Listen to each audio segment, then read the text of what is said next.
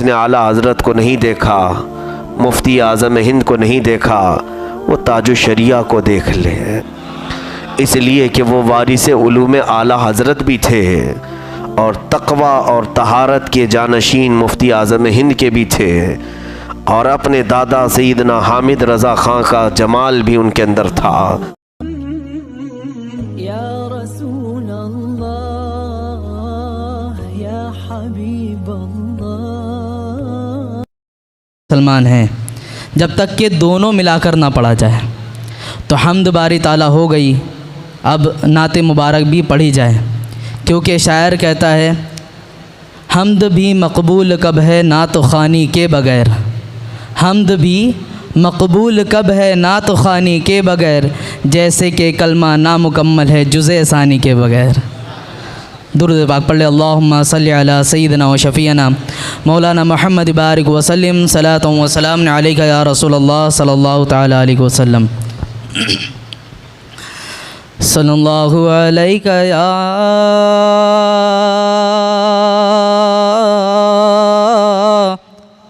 रसूलल्लाह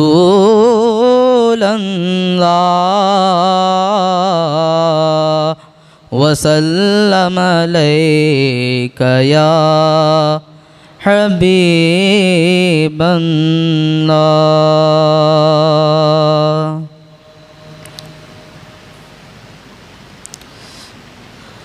खुशबू से आलम महकाना सबके बस की बात नहीं,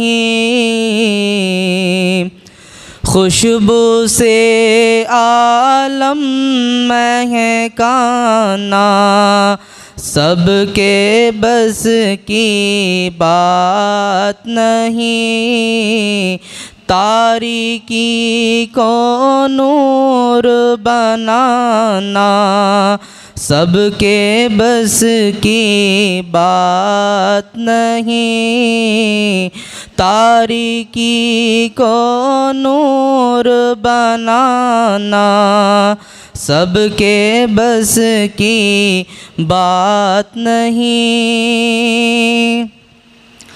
हश्र की धूप की शिद्दत में हम जैसे प्यासों को लोगों, हश्र की धूप की शिद्दत में हम जैसे प्यासों को लोगों, जामे कौसर भर के पिलाना सबके बस की बात नहीं, जामे कौसर भर के पिलाना सबके बस की बात नहीं। जाओ ढूंढो और किसी को सब नबियों ने फरमाया, जाओ ढूंढो और किसी को सब नबियों ने फरमाया, उम्मत को दामन में छुपाना सबके बस की बात नहीं, उम्मत को दामन में छुपाना सबके बस की बात नहीं, तारीकी को नूर बनाना सबके बस की बात नहीं। आती है करबल से सदा ये दीवानों नाम मोहम्मद पर, आती है करबल से सदा ये दीवानों नाम मोहम्मद पर, घर का लुटाना सर का कटाना, घर का लुटाना सर का कटाना, सबके बस की बात नहीं। घर का लुटाना सर का कटाना, सबके बस की बात नहीं। गौस ने मुर्दों को है जिलाया और ख्वाजा की है ये शान। गौस ने मुर्दों को है जिलाया और ख्वाजा की है ये शान। कूज़े में सागर भरवाना, सबके बस की बात नहीं। कूज़े में सागर भरवाना, सबके बस की बात नहीं। और क्या है फना और क्या है बका, ये साबिर पाक ने समझाया। क्या है फना और क्या है बका, ये साबिर पाक ने समझाया। अपना जनाजा आप पढ़ाना, सबके बस की बात नहीं। अपना जनाजा आप पढ़ाना, सबके बस की बात नहीं। आला हज़रत ने कितनों को कलमा पढ़ाया, ये है सवाल। आला हज़रत ने कितनों को कलमा पढ़ाया, ये है सवाल। लाखों का ईमान बचाना, सबके बस की बात नहीं। लाखों का ईमान बचाना, सबके बस की बात नहीं। प्यारे रज़ा की निस्बत मुर्शिद हज़रत अख्तर से है मिली। प्यारे रज़ा की निस्बत मुर्शिद हज़रत अख्तर से है मिली। इश्क़ नबी का जाम पिलाना, सबके बस की बात नहीं। इश्क़ नबी का जाम पिलाना, सबके बस की बात नहीं। तारीकी को नूर बनाना, सबके बस की बात नहीं। दुरूद पाक पढ़ अल्लाहुम्मा सल्ली अला सय्यिदिना व शफ़ीना मौलाना मुहम्मद बारिक वसल्लम। सलातो व सलाम अलैका या रसूलल्लाह सल्लल्लाहु तआला अलैहि वसल्लम। आँखें भिगो के दिल को, आँखें भिगो के दिल को हिला कर चले गए। आँखें भिगो के दिल को हिला कर चले गए। ऐसे गए कि सबको रुला कर चले गए। ऐसे गए कि सबको रुला कर चले गए।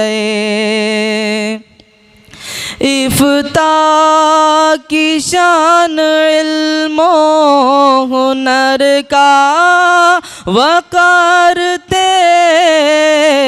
इफ्ता की शान इल्मो हुनर का वक़ार थे।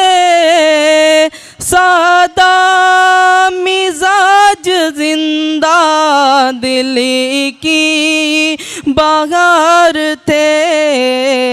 महफिल हर एक सुनी, महफिल हर एक सुनी, बना कर चले गए। महफिल हर एक सुनी, बना कर चले गए। ऐसे गए कि सबको रुला कर चले गए। ऐसे गए कि सबको रुला कर चले गए। उम्रे तमाम दीन की खिदमत में काट दी। उम्रे तमाम दीन की खिदमत में काट दी। अपने कलम से कुफ्र की तारीख छाट दी। हुक्म शरीयत हमको, हुक्म शरीयत हमको बता कर चले गए। ऐसे गए कि सबको रुला कर चले गए। ऐसे गए कि सबको रुला कर चले गए। दीने नबी की खिदमतें मकबूल हो गई। दीने नबी की खिदमतें मकबूल हो गई।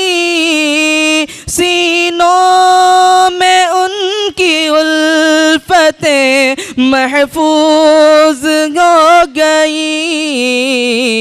दीवाना अपना सबको, दीवाना अपना सबको बना कर चले गए। दीवाना अपना सबको बना कर चले गए। ऐसे गए कि सबको रुला कर चले गए। ऐसे गए कि सबको रुला कर चले गए। आँखें भिगो के दिल को हिला कर चले गए। ऐसे गए कि सबको रुला कर चले गए। अस्सलामु अलैकुम वरहमतुल्लाहि वबरकातुहू।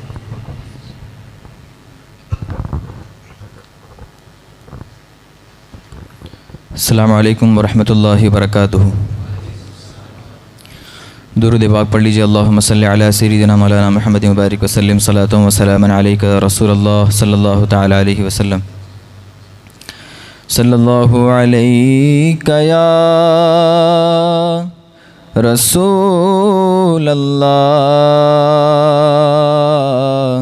वसल्लम अलैका या हबीबल्लाह। पढ़िए सल्लल्लाहु अलैका या रसूलल्लाह वसल्लम अलैका या हबीब अल्लाह।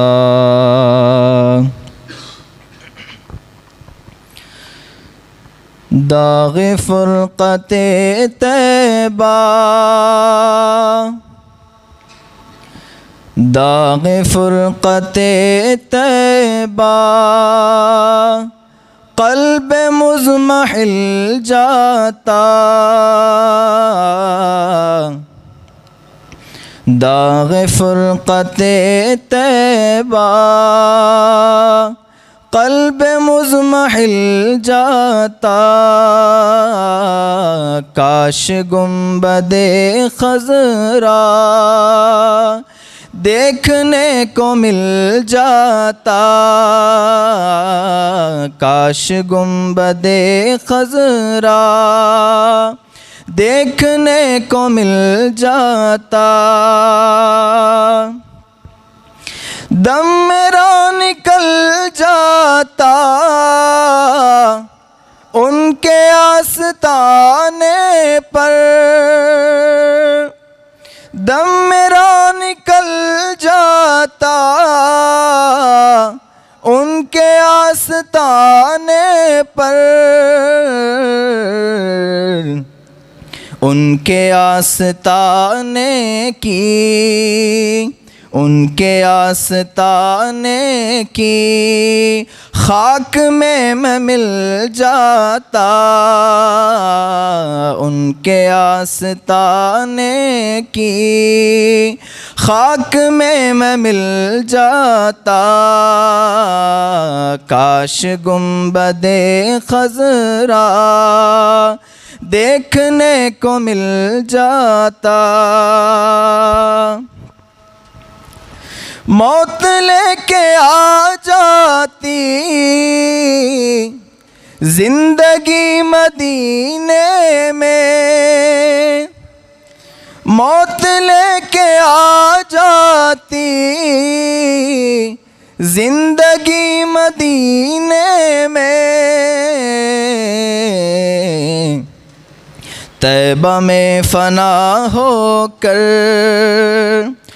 मौत से गले मिलकर ज़िंदगी में मिल जाता।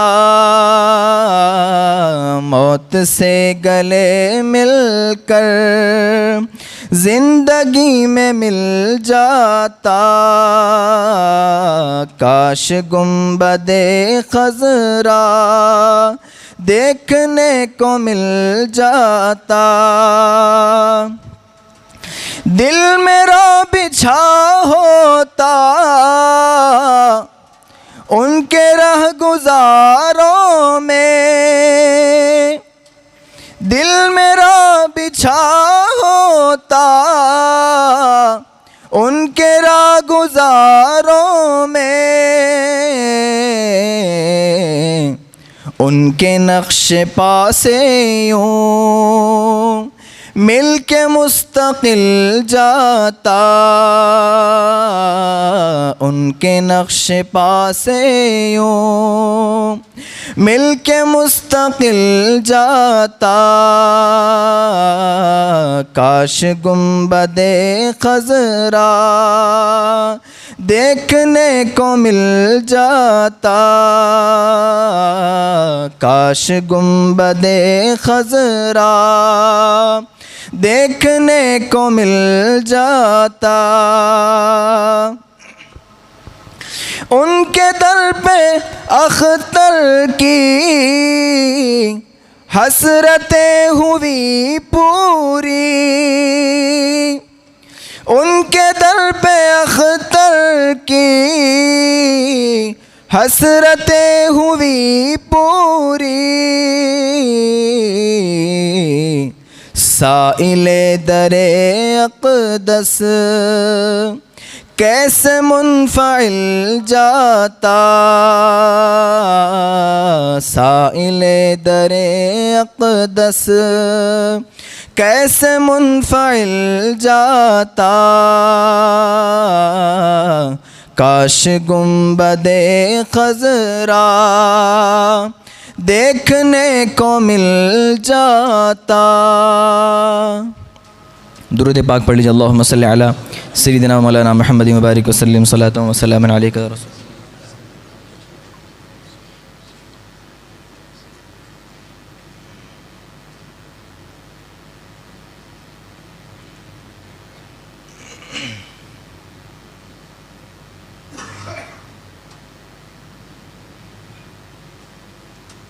दुरूद पाक पढ़ लीजिए। अल्लाहुम्मा सल्लि अला सय्यिदिना मौलाना अल्लाहुम्मा सल्लि अला सय्यिदिना व शफ़ीना मौलाना मुहम्मद बारिक वसल्लम सलातुम व सलामुन अलैका या रसूल अल्लाह सल्लल्लाहु तआला अलैहि वसल्लम।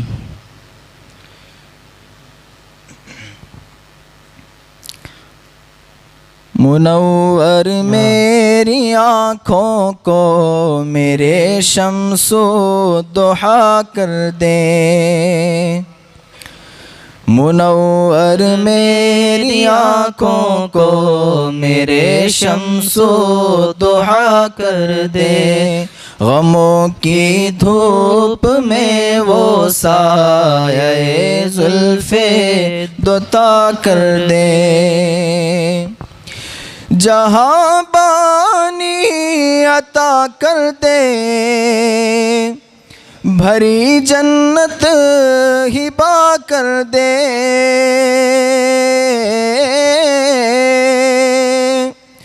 जहाँ बानी अता कर दे भरी जन्नत हिबा कर दे।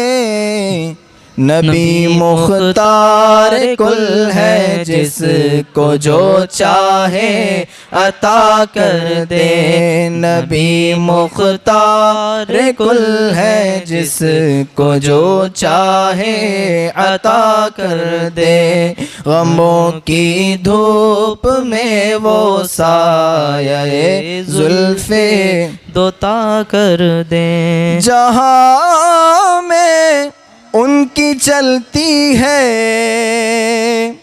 वो दम में क्या से क्या कर दे।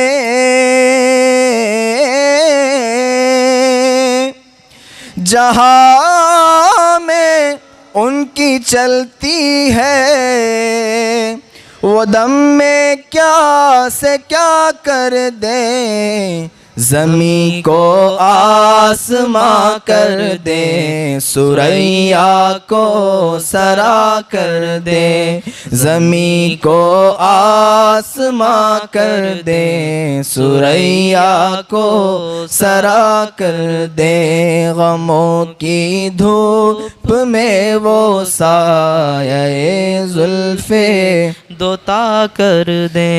फिज़ा में उड़ने वाले यूं न इतराए निदा कर दे।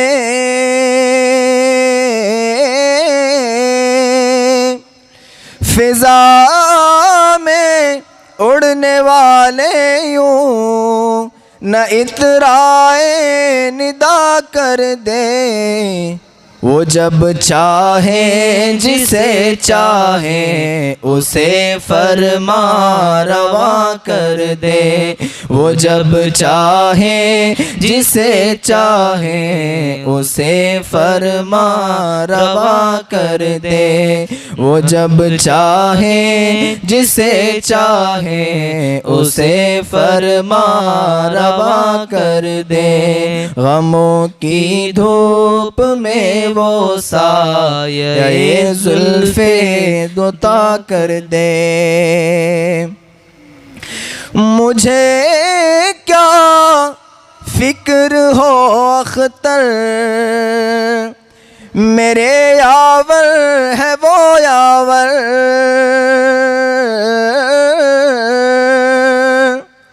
मुझे क्या फिक्र हो अख्तर मेरे यावर है वो यावर।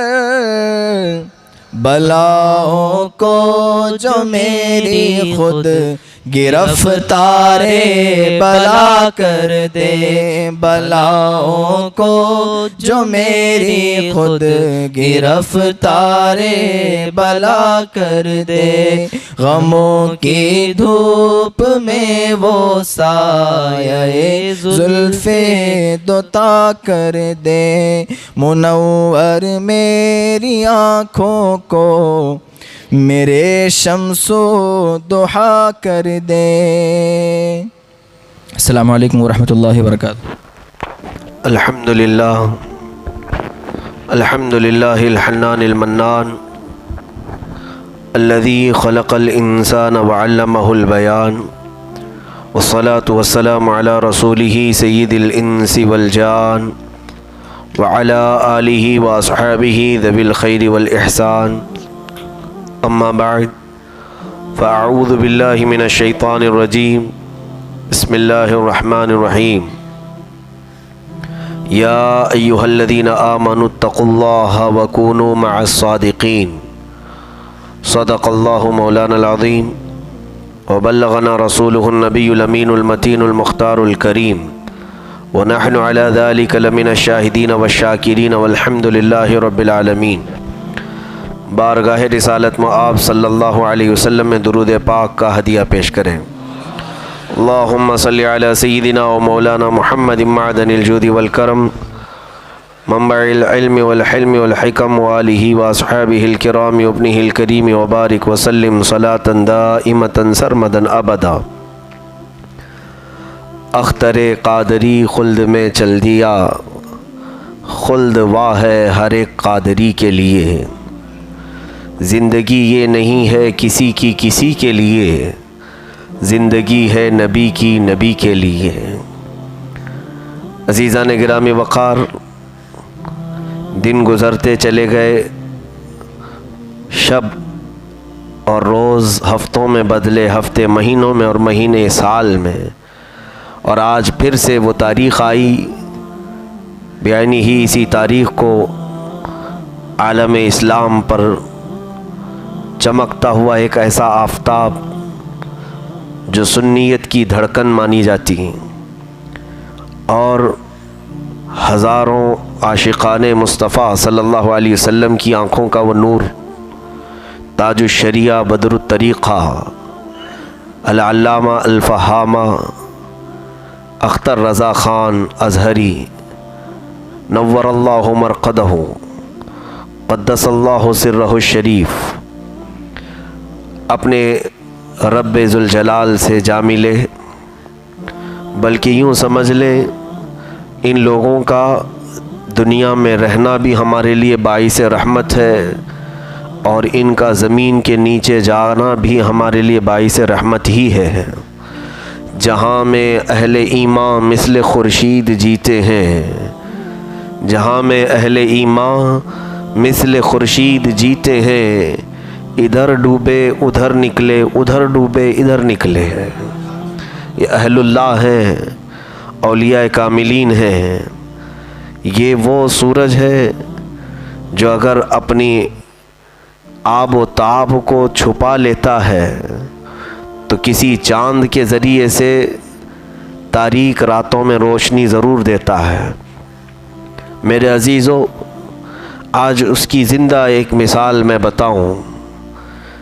आप हज़रात को उस शख्सियत का तारुफ़ कराना मैं ये समझता हूँ कि सूरज को चिराग दिखाना, क्योंकि वो एक ऐसी अज़ीम शख्सियत के हामिल थे, सैयदी मुर्शिदी ताजुश शरिया रहमतुल्लाहि ताला अलैह के उलमाए आमिलीन फ़ुक़हाए कामिलीन जो इस ज़माने में मौजूद हैं, अब भी हैं, उन्होंने हमें यही बताया कि आला हज़रत फ़ाज़िल बरेलवी रहमतुल्लाहि ताला अलैह का डंका पूरी दुनिया में बजता है और हमने उन्हें देखा नहीं।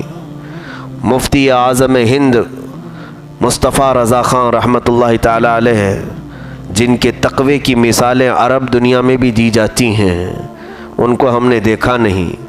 लेकिन फ़ुक़हा व मुहद्दिसीन व उलमाए आमिलीन ने इस ज़माने में कहा, हमें ये कहा था कि जिसने आला हज़रत को नहीं देखा, मुफ्ती आज़म हिंद को नहीं देखा, वो ताजु शरिया को देख लें, इसलिए कि वो वारिस उलूम आला हज़रत भी थे और तक़वा और तहारत के जानशीन मुफ्ती आज़म हिंद के भी थे, और अपने दादा सैयदना हामिद रज़ा ख़ां का जमाल भी उनके अंदर था।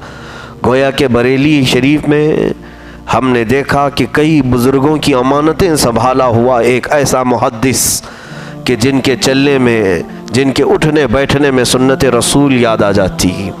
हमने देखा है उस अजीम बावक़ार शख्सियत को कि लोग जब उन्हें देखने लगते तो पलकें झपकना भूल जाते थे।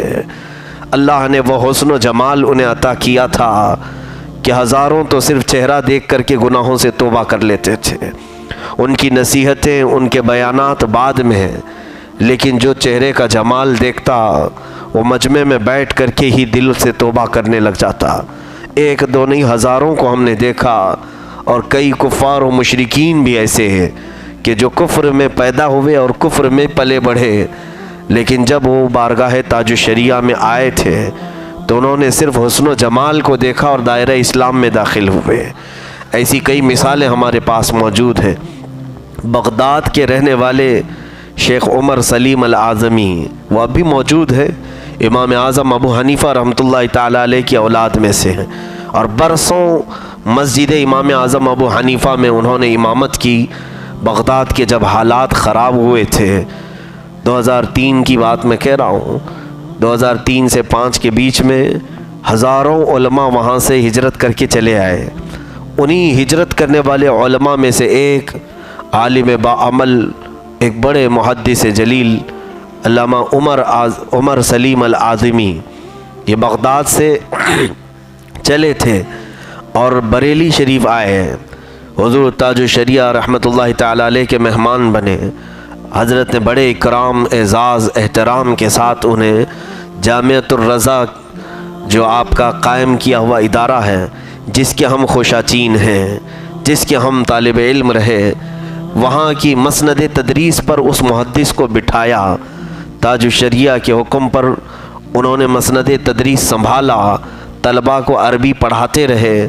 बगदाद हम हर साल आज भी जाते हैं, वहाँ मशाइख की कमी नहीं है, वहाँ उलमा की कमी नहीं है, बल्कि वहाँ तो औलिया कामिलीन का मरकज़ रहा है। बगदाद आज भी है, हर तरफ के मशाइख वहाँ आते हैं। उन मशाइख को देखा हुआ एक ऐसा बंदा जो ख़ुद भी शेख है बगदाद का, वह उमर सलीम अल आज़मी, हम उनके पास रहे हैं। वो उस्ताद रहे जामिअतुर रज़ा के, हमें अरबी पढ़ाने के लिए मुकर्रर थे। उनके पास जब हम बैठते हैं, उनके लिए हिंदुस्तान की शख्सियतें क्या माना रखती हैं, जो अरब की शख्सियतों को देखा हो, जो बगदाद की बुज़ुर्गों को देखा हो, उसके लिए हिंदुस्तान की शख्सियतें क्या माना रखती। लेकिन शेख उमर सलीम अल आज़मी, उनकी बयान करदा एक रिवायत में बताता हूँ।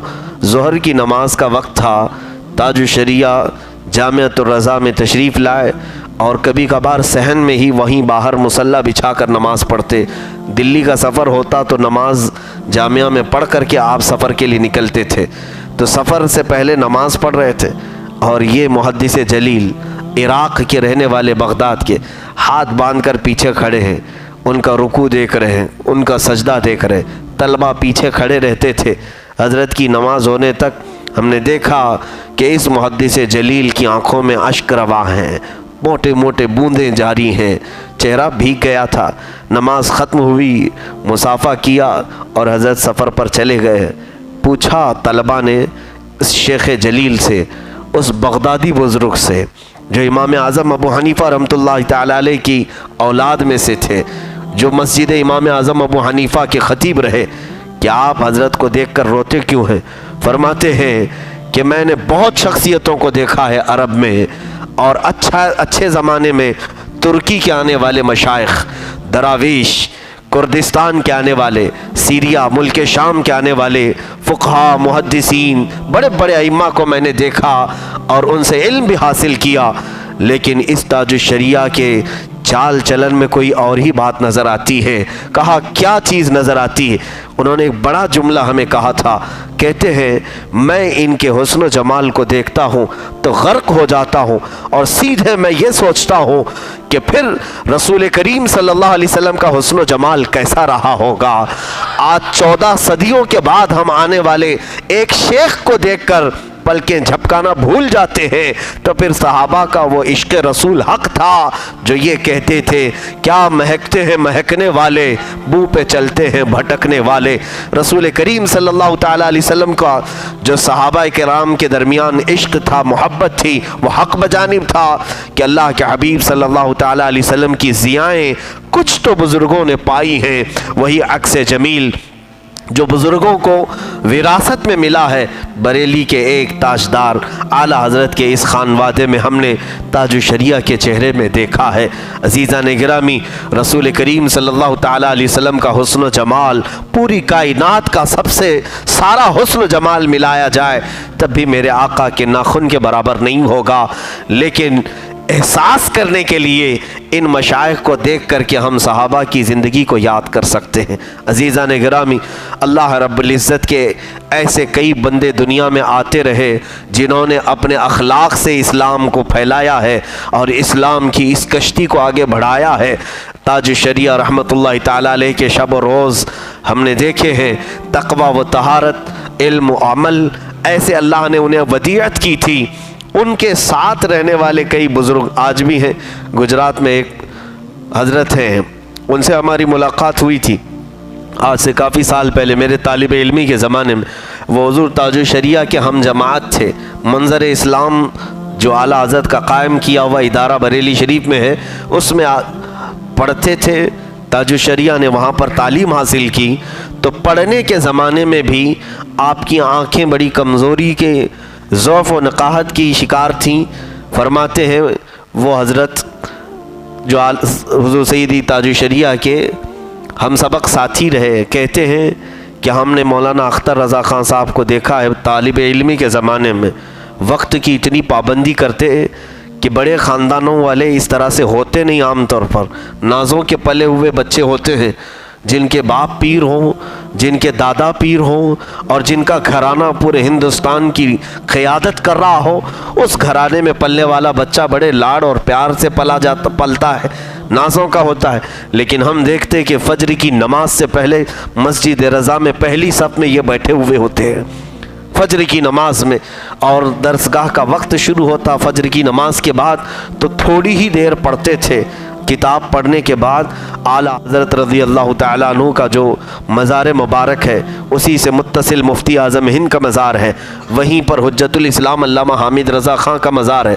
ये मज़ारात मस्जिद रज़ा से लग कर के ही हैं करीब में। हुज़ूर ताजुश्शरिया के मुतालिक उनके साथी फरमाते हैं हम देखते हैं कि चौखट के बाहर ये खड़े रहते थे आँख बंद करके, किताब सीने से लगाकर 1 घंटा 1.5 घंटा कभी कभार 2-2 घंटे वहीं चौखट के पास खड़े रहते। किताब इधर क्लास में पढ़ते, दरसगाह में पढ़ते और उसके बाद किताब लेकर सीने से लगाकर उन मज़ारात औलिया के सामने खड़े रहते थे। और जब दरसगाह ख़त्म होती, घंटियाँ पूरी हो जाती तो वही किताब दबा करके अपने घर चले जाते थे। ये मामूल उनका कई दिनों तक था, कई दिनों तक, हत्ता कि इम्तिहान के औक़ात आते थे। इम्तिहान के दौरान उनके साथी फरमाते हैं कि सबसे पहले फ़जर के बाद आकर उसी चौखट के पास जहाँ उनका खड़े होने का मकाम था किताब सीने से लगाए और आंखें बंद किए उस चौखट के पास खड़े रहते। लोग फातिहा के लिए अंदर जाते हैं, फूल पेश करते हैं, चादर पेश करते हैं, मगर उसी आला हज़रत का ये पोता, उसी आला हज़रत का ये नवासा चौखट के बाहर खड़ा रहता और घंटे 2 घंटे तक न जाने क्या चीज़ होती। फिर जब आपकी फरागत हुई तो ताजुश्शरिया के वो साथी फरमाते हैं हमें ये यकीन हुआ कि ये दरसगाह में असातिज़ा से किताब खोल कर पढ़ते हैं और चौखट के बाहर किताब बंद कर आला हज़रत से पढ़ा करते हैं। ये मुफ्ती आज़म हिंद रहमतुल्लाह ताला अलैह का फैज़ लिया करते हैं। ये सिलसिला कई साल तक चला और हमें बाद में पता चला कि इल्म हुनर का बहरे बेकरां कहाँ से आया ये फैज़, उलमा असातीन मिल्लत औलिया से हासिल किया हुआ था। याद रखो मेरे अजीज़ों, इल्म जो मेहनत से मिलता है, वो 80 साल मेहनत करने के बाद जो इल्म मिलता है उसका मकाम अलग होता है, और जो इल्म नज़रों से मिलता है उसका मकाम बहुत अलग होता है। एक मेहनत से हासिल किया हुआ इल्म जिसको इल्म कसबी कहते हैं, और एक इल्म वो है जो अल्लाह की तरफ से गैब से दिया जाता है, वह इल्म लदुन्नी होता है। वो तो रातों रात भी मिल जाता है, सुबह से शाम में भी मिल जाता है। ऐसे बहुत सारे औलिया कामिलीन हैं जिनको अल्लाह रब्बुल इज़्ज़त ने माँ की गोद में ही इल्म दीन अता फरमाया है। उन्हीं शख्सियात में मैंने हुज़ूर ताजुश शरिया बदरुत तरीक़ा को देखा है। अल्लाह वो अकबर, हदीस का इल्म उसमें वो अब तन्हा नज़र आते थे, फ़िक़ह का इल्म उसमें वो तन्हा नज़र आते थे, तफसीर का इल्म उसमें वो तन्हा नज़र आते थे, मंतिक का इल्म इस उम्र में, जब आपकी उम्र आखिरी ज़माने की बात मैं कर रहा हूँ, आपकी ज़ाहिरी ज़िंदगी की, कि हम जब आपके यहाँ पढ़ने के लिए मौजूद थे कई कमज़ोरियाँ लाहिक थीं, बावजूद उसके मंतिक का इल्म ऐसा है जिसको जवान असातिज़ा पढ़ाते हैं आम तौर पर तो भी पेशानी पर पसीने आ जाते हैं। ये एक खुश्क फ़न माना जाता है।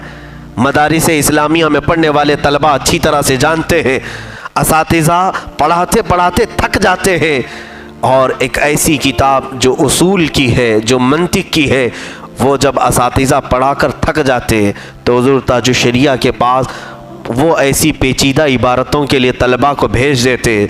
मैं ख़ुद कई इबारतें लेकर के हाजिर आया हूँ।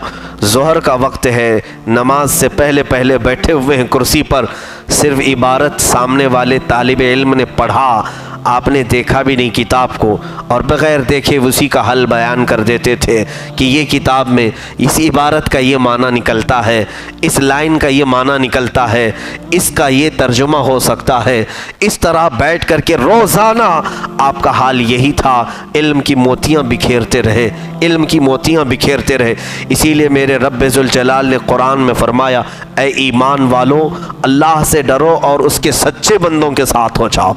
सच्चे बंदों के साथ होने का फ़ायदा हमने देखा, उनकी कोई महफिल बुरी नहीं होती। सच्चों के साथ बैठा करो, उठा करो। ए मेरे अजीज़ों, आज महफिलें तलाश क्यों नहीं करते उलमाए बाअमल की? आप सीखें ना सीखें, उनकी मजलिसों में बैठ कर के उठ तो आया करो। थोड़ी देर जो तुम वक्त गुजारोगे उन उलमाए बाअमल और सालिहीन की महफिलों में, देखना तुम्हारे दिल से गुनाहों की मोहब्बत ख़त्म होगी, तुम्हारी आंखें हयादार हो जाएंगी। उन मजालिस में बैठने के बाद गैब से तुम्हें ऐसा एहसास होगा कि इल्म के लिए मेरा सीना खुलता जा रहा है, कुशादा हो रहा है। हमने वहाँ उन महफिलों में यही देखा। होता क्या है, यहाँ दूसरी महफिलें गीबत के लिए ही तो सजाई जाती, उसकी बुराई, इसकी बुराई, उसकी चुगली, इसकी चुगली, किसने क्या किया, कौन कहाँ क्या क्या कर रहा है, इन्हीं चीज़ों के लिए तो यह महफिलें होती। कसम रब्बे ज़ुल जलाल की, तकरीबन 6 साल के अरसे में एक रात या एक दिन या एक मजलिस हमने ऐसी नहीं देखी कि उनकी बारगाह में बैठ कर के कोई गीबत कर रहा हो, या वो किसी की महफिल में किसी की बातें कर रहे हों। आपकी हर मजलिस में, हर महफिल में या तो कोई हदीस की किताब कोई पढ़ रहा है और आप उसकी तशरीह बयान कर रहे हैं, या तो खुद वजीफ़ा पढ़ रहे हैं और लोगों को पढ़ने की इजाज़त दे रहे हैं, या वो भी नहीं तो दूर दराज से आए हुए लोगों को वसीयत कर रहे हैं, मुरीद बना रहे हैं और उन्हें तलकीन कर रहे हैं कि तुम वादा करो कि हर बुराई से बचता रहूँगा, हर फ़र्ज़ हर वाजिब को उनके वक्तों पे अदा करता रहूँगा।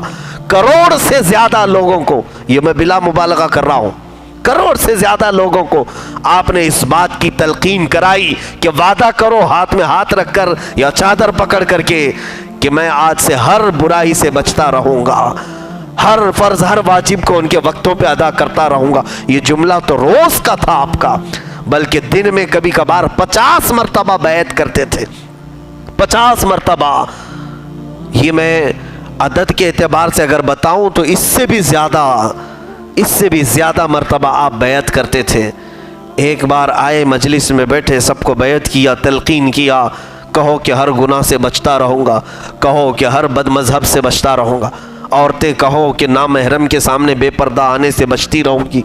ये तलकीन कराते मुरीद करने के वक्त, और ये भी कहलवाते कि नाच गाने बाजे से आप बचते रहेंगे। जो आते थे वो ये वादा करके ही मुरीद बनते थे, ये वादा करते थे।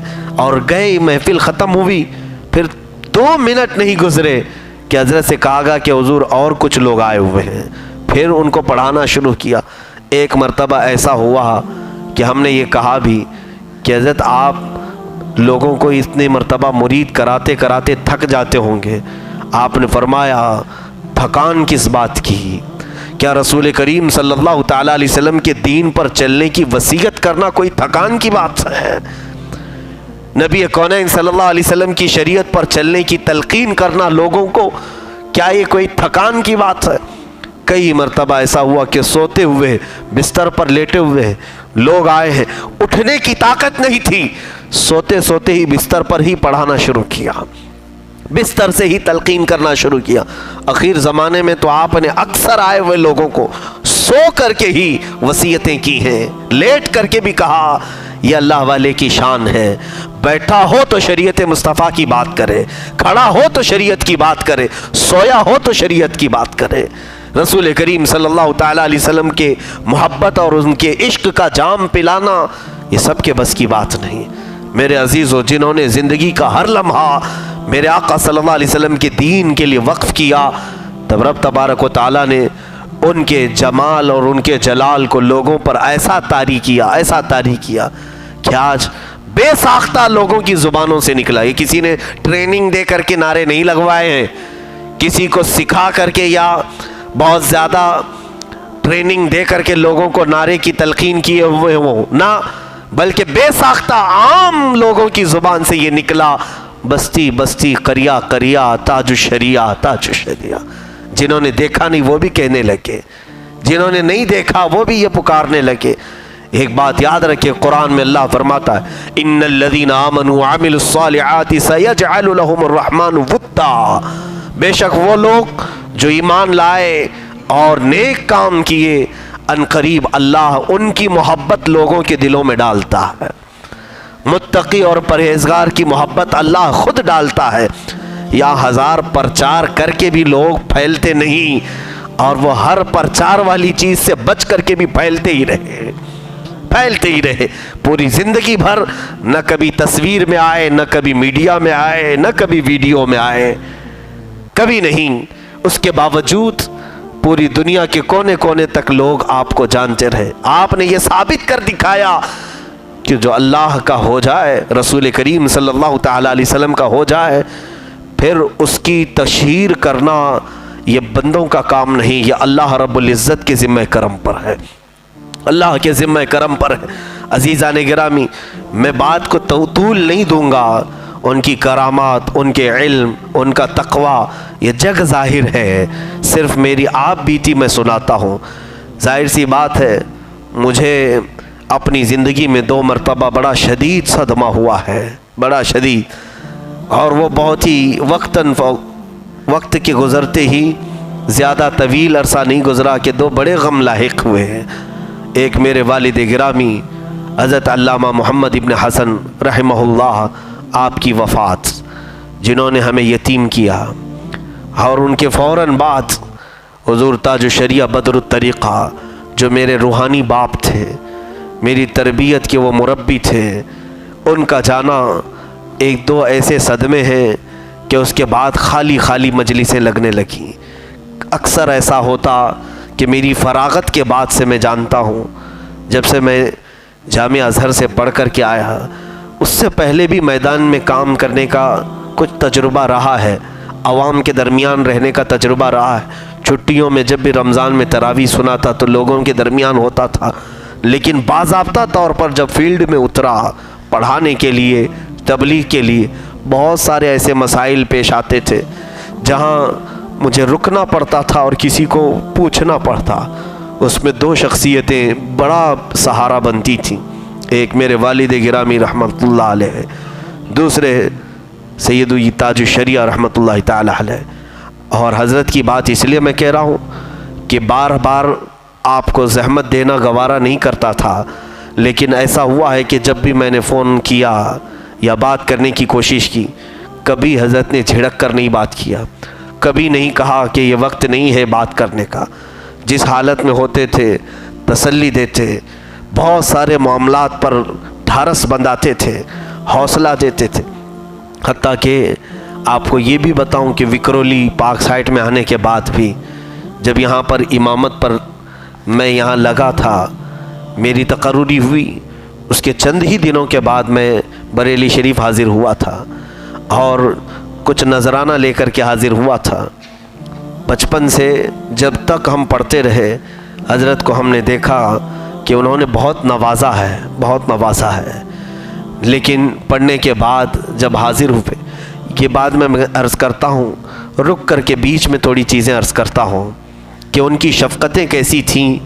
एक शफ़ीक़ उस्ताद, एक मेहरबान पीर, एक मुशफ़िक़ मुर्शिद कैसा होता है कि पढ़ने के ज़माने में ऐसा हुआ था कि जामिअतुर रज़ा से मैं दस्तार बंदी से पहले ही मिस्र चला गया था। दूसरा साल था, दस्तार बंदी उर्स रज़ा में होती थी, उससे पहले ही मिस्र जाने का इत्तेफाक हो गया। जामिया अज़हर से लेटर आया तो मेरे जाने का सारा इंतज़ाम हो गया। वो भी हज़रत ने ख़ुद फरमाया था। मेरे मिस्र जाने का सारा इंतज़ाम हुज़ूर ताजुश शरिया ने फरमाया था और मैं सबसे पहला स्टूडेंट था जो जामिअतुर रज़ा से जामिया अज़हर के लिए जा रहा था। पहली बैच में एक ही नाम आया था, सिर्फ मेरा। हज़रत ने बड़ी दुआएं की थी और जब जाने लगा तो मैं सबक जो सुनाता था, कुछ किताब बाकी रह गई थी। जिस दिन लेटर आया मिस्र में तुम्हारा सिलेक्शन हो गया है, खुशी की इंतहा अलग थी और उसके बाद हल्का हल्का सा एक गम आने लगा कि मैं इस अजीम मुर्शिद की महफ़िल से दूर जा रहा हूँ। मुझे एक बड़ा गम था।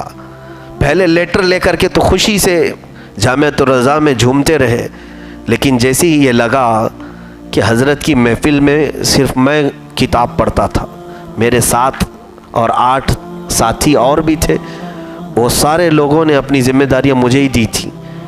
कहा था कि आप ज़ोर से पढ़ते हैं, आप हज़रत के करीब बैठ कर के आप ही पढ़ा करो। तो कंटिन्यू किताब पढ़ता रहा। अचानक ये ख्याल आया तो मुलाकात के लिए हाज़िर हुआ।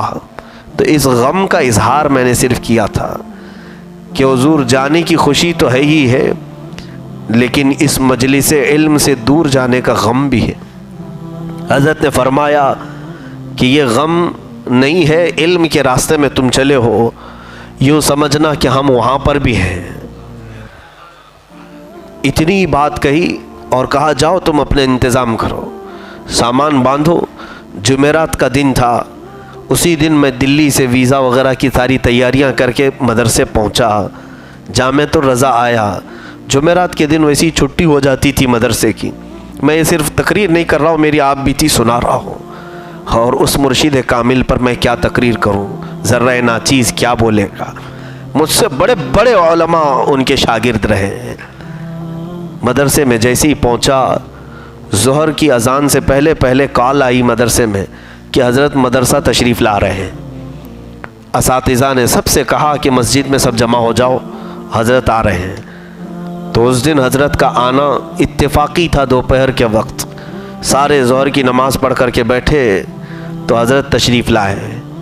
अपने खादिम मुहिब्बे गिरामी मेरे अज़ीज़ुल क़द्र यूसुफ़ इनके साथ आए और जैसे ही जामिअतुर रज़ा में आए, मुझे पता नहीं था कि आज किस मकसद से आए हैं। कायद मिल्लत शहज़ादे हुज़ूर ताजुश शरिया अल्लामा असजद रज़ा ख़ान साहब क़िबला भी साथ में थे, हज़रत के साहबज़ादे साथ में आए और कहा कि आज सारे तलबा को जमा करो, असातिज़ा को भी जमा करो। जब मस्जिद में जमा हुए तो अंदर तशरीफ़ लाए और खड़े होकर के बयान करना शुरू किया। कहा कि आज हमारे लिए एक अच्छी बात है कि जामिअतुर रज़ा का इल्हाक़ जामिअतुल अज़हर से हुआ है, हमारा राबता जामिअतुल अज़हर से हुआ है और हमारे यहाँ पढ़ने वाले एक होनहार तालिब इल्म मेरे नाम लेकर के हज़रत ने फरमाया कि ये जामिअतुल अज़हर जा रहे हैं और कुछ नसीहतें फरमाई। अपने दौर का वाक़या बयान किया कि जब मैं जामिअतुल अज़हर गया था तो मेरे साथ क्या मामलात हुए थे। एक आधा घंटा बयान फरमाया और उसके बाद कहा देखें, यही मुर्शिद की खुसूसियत होती है, दिल में जो होता है वो जान लिया करता है। सारे लोगों के सामने आपने ऐलान ये किया कि ये हमारे तालिब इल्म हैं, जामिअतुर रज़ा की दस्तार बंदी उर्स रज़वी में होती है, जिसको अभी 2 महीने बाकी हैं, ये उससे पहले ही जा रहे हैं, इसलिए मैं घर से ही अमामा लेकर आया हूँ, इनकी दस्तार बंदी कर दूँ।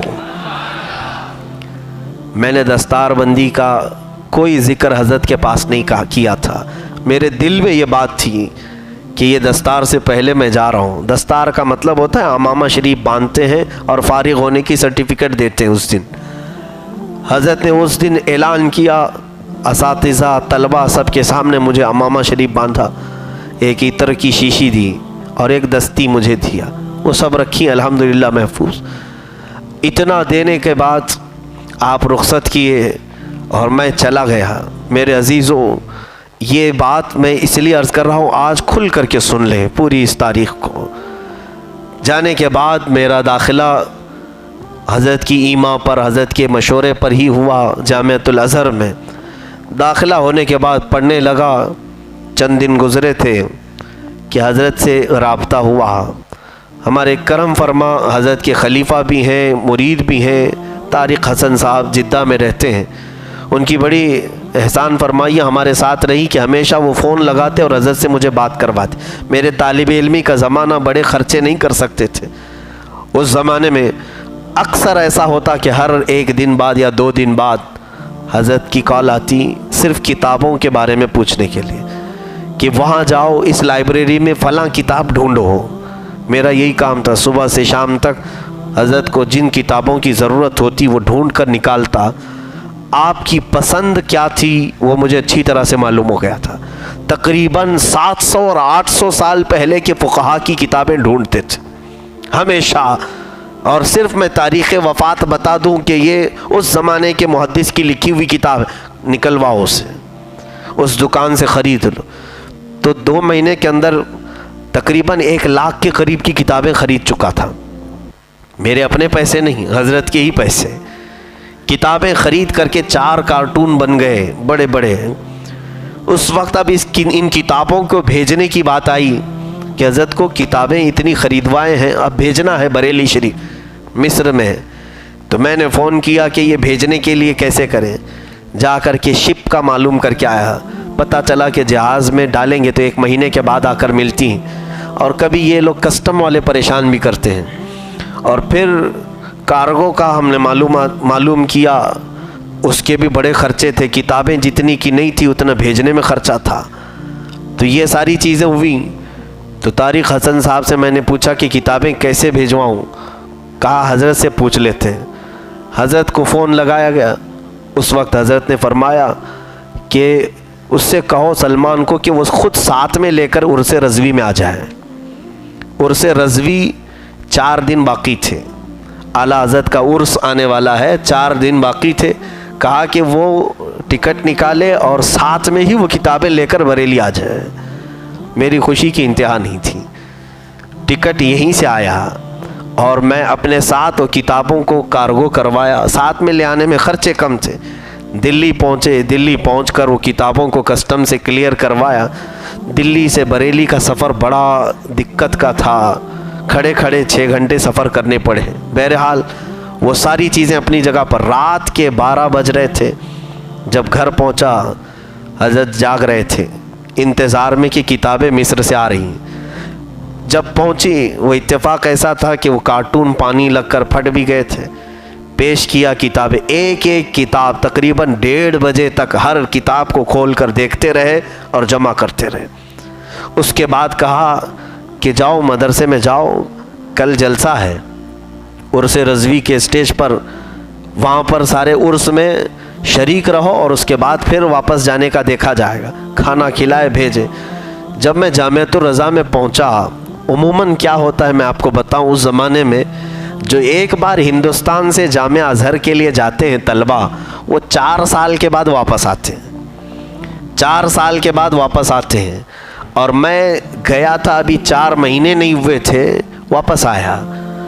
तो सुबह सुबह के वक्त मैं अपने पुराने कमरे में दाखिल हो रहा हूँ। मेरे साथी सब सोए हुए थे और उन्होंने जैसी मेरी आवाज़ सुनी उठे। उसमें तो कुछ हमारे साथी थे, उन्होंने पकड़ करके भी देखा कि हकीकत में आया है कि ख्वाब देख रहे हैं, क्योंकि मिस्र से कोई इतनी जल्दी आता नहीं।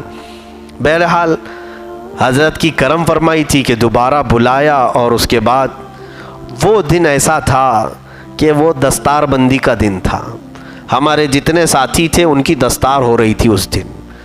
जाहिर सी बात है दस्तार की तैयारियां बहुत पहले से होती हैं जामिअत रज़ा में, जैसे जुब्बा सिलाना, उनके अमामे लाना, ये सब मसले रहते हैं। मैं तो अचानक टपका हुआ था, मेरा तो नाम भी नहीं था क्योंकि ले करके जा चुका था। उस दिन जलसे में आए और जलसे में रात को जब स्टेज पर हम बैठे थे, अब मेरे साथियों के नाम का ऐलान हो रहा था। जो मुफ्ती कोर्स में पहले 7 तलबा थे, 7 या 8 थे, उनके नाम का ऐलान हो रहा था। तो ऐलान करने वाले हमारे उस्ताद ने मेरे नाम का भी ऐलान किया कि ये भी वापस आए हुए हैं दस्तारबंदी के प्रोग्राम में, लेकिन ना वहाँ मेरा जुब्बा था ना मेरा अमामा था। जाहिर सी बात है इसमें उनकी गलती नहीं थी, ये तो मैं अचानक आया था। तो उस वक्त मेरा नाम का ऐलान तो हुआ कि इनकी भी दस्तारबंदी है। तो उस वक्त हज़रत को उनके दामाद हज़रत अल्लामा मुफ्ती शुएब रज़ा नईमी रहमतुल्लाह अलैह, उनका भी विसाल हो गया। वो भी हमारे बड़े मुशफ़िक़ थे। कान में हज़रत से उन्होंने कहा कि इनको भी दस्तार दी जाए, अमामा नहीं आया है। तो हज़रत ने कहा कि आपका अपना निकाल करके दे दो। मुफ्ती शुएब रज़ा साहब ने अपना अमामा दिया और फिर स्टेज पर हज़रत ने पकड़ा और फिर मुझे दे दिया अमामा शरीफ। सर पर वो एक लपेटा बांधते थे और दे देते थे। उस दिन मेरे फ़ख्र की और कोई बात नहीं रह गई। एक बार क्या दिल में सोचा था कि मेरी दस्तार से पहले जा रहा हूँ, जाने से पहले भी दिया और वापस बुलाकर रस्म के एतबार से जो होती वो भी दिया, वो भी मुझे मिली। मेरे साथी जितने भी थे वो बहुत रश्क करते थे। बहरहाल बात आई गई हो गई, दस्तारबंदी मिल भी गई, रस्मन जो होती थी वो भी मिल गई और पहले हज़रत की इनायतों से थी वो भी हो गई। उर्स ख़त्म हुआ। उर्स ख़त्म होकर के दूसरा दिन था, मुझे वापस अपने वतन आना था। मेरे वालिदैन वगैरह से मुलाकात करके 8 दिन के बाद मुझे वापस मिस्र जाना था। तो मैं जब आखिरी दिन उर्स के 2 दिन के बाद हज़रत से इजाज़त लेने के लिए घर पहुंचा कि हुज़ूर इजाज़त दें, मैं कर्नाटक जाकर 1-8 दिन के बाद फिर जाऊंगा मिस्र। तो हज़रत ने फरमाया ठीक है, जाने का टिकट वगैरह सब चीज़ें वो भी हज़रत की ही थी, क्योंकि कोई तालिब इल्म इतना अफोर्ड नहीं कर सकता, उस ज़माने की ये महंगी टिकट है। दोपहर का खाना मेरे सारे साथी मौजूद थे, हज़रत के घर में खाए और उसके बाद जब मैं जाने लगा तो हज़रत ने अपने घर में एक शहज़ादे को जो ख़ानदान के हैं उनको कहा कि मियाँ जाओ अंदर से कोई चीज़ मंगवाई, और मंगवा करके फिर मैंने देखा वो हज़रत की अपनी शेरवानी थी, पूरा बड़ा जुब्बा था। कहा कि ये पहन के देखो तुम्हें आती है नहीं। मेरे पास उस वक्त बोलने के लिए अल्फाज तक नहीं थे। काज़ीउल क़ुज़ात फ़िल हिंद ताज शरिया और बदरुत तरीक़ा, उन्होंने अपनी शेरवानी अता की। मैंने उठा लिया कि हुजूर ये देखना क्या है, आती है या नहीं आती है, ये देखना क्या है, ये तो सर पर तो ज़रूर आएगी। हमने लिया और उसके बाद हज़रत ने कहा परसों रात में तुम्हें वहाँ जुब्बा नहीं मिला था इसलिए मैं दे दिया। स्टेज पर जो जुब्बा नहीं दिया गया था, मेरे अजीज़ों, उन्हीं के जद्द अमजद ने रसूल करीम सल्लल्लाहु अलैहि वसल्लम की बारगाह में ये कहा था, मेरे करीम से अगर कतरा किसी ने मांगा दरिया बहा दिए हैं, दुर्बे बहा दी हैं। रसूल पाक की शान में उन्होंने कहा था और अल्लाह रब्बुल इज़्ज़त ने उस ख़ानदान को भी वो सिफ़त अता की है कि वह बेहिसाब लोगों को नवाजते रहे। ये मेरी आप बीती सिर्फ मैंने इसलिए अर्ज़ किया कि पीर हो तो रोशन ज़मीर हो, ऐसा हो कि जो लोगों के दिलों के हालात को भी जानता हो। ये नहीं कि जिसके हाथ में मोटी रकम देखे उसे अंदर कर ले और जिसके पास खाली हाथ है उसे बाहर से ही मुसाफा करके भेज दे। कभी उस पीर कामिल को हमने इस तरह से नहीं देखा। बंगाल और बिहार से आने वाले कई गरीब मुसलमान ऐसे थे जो यहाँ हज़रत के पास आते, उनके लिए भी मुलाकात वैसी ही थी जो बड़े बड़े अमीरों के लिए मुलाकात का वक्त था। सबके लिए यकसां वो पीर व मुर्शिद थे। अभी अभी की बात है, हुज़ूर कायद मिल्लत अल्लामा असजद रज़ा ख़ान साहब हुबली तशरीफ़ लाए थे। अभी चंद महीनों कबल की बात है, मैं ख़ुद भी हाज़िर था। एयरपोर्ट में इस्तकबाल के लिए मैं हाज़िर रहा, तो हज़रत को मैंने गुलपोशी की और उसके बाद इस्तकबाल करके बाहर ले आए। तो हज़रत से मैंने अदबन यूँ अर्ज़ किया कि हुज़ूर आपका हुबली पहली मरतबा आना मुबारक हो। मेरे इल्म में तो यही था कि हुज़ूर असजद मियाँ साहब पहली मरतबा हुबली आए। हज़रत हुज़ूर ताजुश्शरिया तो कई मरतबा आए, कई मरतबा आए।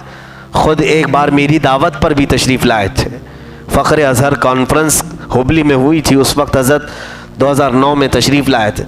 असजद मियाँ साहब जब तशरीफ़ लाए तो मैंने ऐसे अखलाक़न कहा कि आपका पहली मरतबा हुबली आना मुबारक हो। तो असजद मियाँ साहब क़िबला अदमल्लाहु इक़बाल, उन्होंने कहा ना ना मौलाना, पहली बार नहीं, ये दूसरी बार आया हो। कहा कब आप आए थे? कहा आज से 35 साल पहले। कहा हम तो पैदा भी नहीं हुए थे।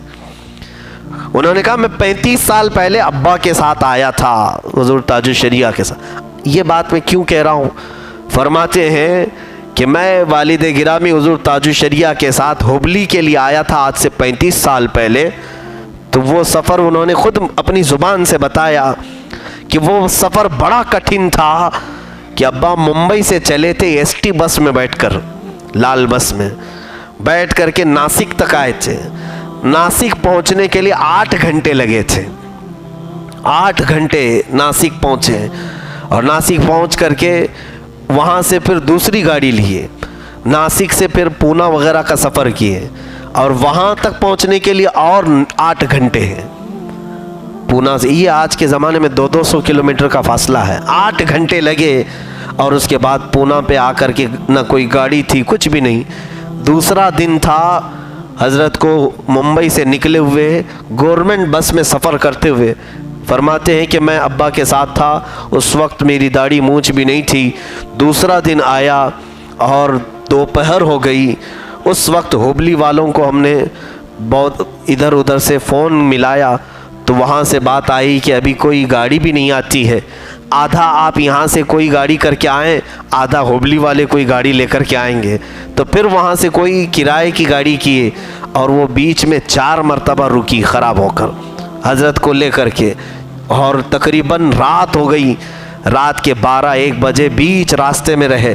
हज़रत ने ख़ुद ही अपना सफ़र बताया और उसके बाद सुबह सुबह के करीब हुबली वालों की एक कार आई और वहाँ से उस कार में लेकर के दूसरी शाम को हुबली पहुँचे। कंटिन्यू 48 घंटे का सफ़र करके गए थे। 48 घंटे का सफ़र फरमाकर वहाँ किस लिए गए थे? तबलीग इस्लाम की खातिर, लोगों को इश्क़ रसूल का जाम पिलाने के लिए। ये लोग आज जो हमने देखा है हज़रत को प्लेन का सफ़र करते हुए, कुछ ऐसे बदबख्त हैं जो हुज़ूर ताजुश्शरिया के सफ़र को लेकर के सवाल करते थे। बड़े आरामदा उनके सफ़र होते हैं। तुमने उनकी जवानी को देखा कहाँ है कि किस किस जगह का कैसा कैसा वो सफ़र करते थे। उनके शहज़ादे गवाह हैं आज 48 घंटे या 50 घंटे का सफ़र करके वो हुबली जैसे इलाके में गए हैं। वहाँ पर ऐसे लोग कि देहातों से लोग आए हुए, उन्हें तो वहाँ सलीका तक नहीं था। जहालत आज भी बहुत भरी हुई है कर्नाटक के बहुत सारे इलाकों में। उन इलाकों में तबलीग इस्लाम फरमाया, लोगों को सुन्नियत का जाम पिलाया और कभी कभार वहाँ 8-8 दिन तक रुकते थे। जबकि यूपी वाले जानते हैं उन्हें साउथ का खाना रास नहीं आता है। साउथ और नॉर्थ का बड़ा फ़र्क है, शुमाल जुनूब का बड़ा फ़र्क है। वो सारे खाने भी बर्दाश्त करते, चाहे उस वक्त हज़रत को जो खाना दिया जाता, जिस घर में ठहराया जाता, ठहरते थे।